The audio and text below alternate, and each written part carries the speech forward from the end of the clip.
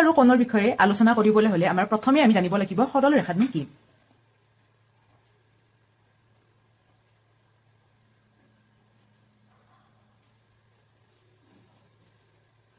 সৰল ৰেখা হৈছে এনেকুৱা এডাল ৰেখা যিডাল ৰেখা একেবাৰে সমান বা চিধা চিধা ৰেখা এডাল হ'ব লাগিব আৰু ইয়াৰ দুইটা ছাইড অসীমলৈ বিস্তৃত হৈ থাকিব লাগিব।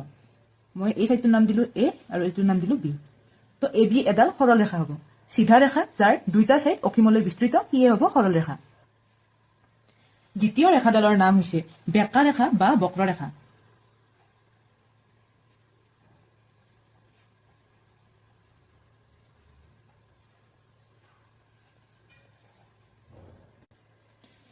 বেঁকা ৰেখা হ'ব লাগিলে আমাৰ এনেকৈ বেঁকা হ'ব লাগিব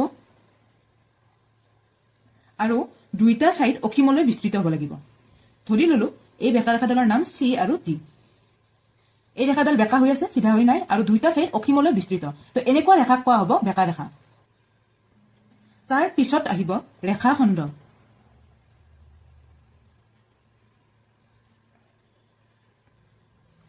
ওপৰত আমি আঁকিছিলো এ বি সৰল ৰেখা।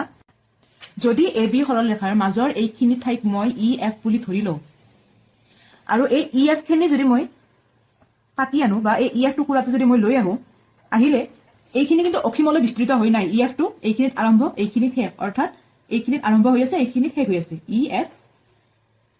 তো এনেকৈ য'ত আৰম্ভ আৰু শেষ বিন্দু দুটা থাকে অসীমলৈ বিস্তৃত হলে আমি এইডাল চিনেৰে আমি অসীমলৈ বিস্তৃত আমি দেখুৱাও।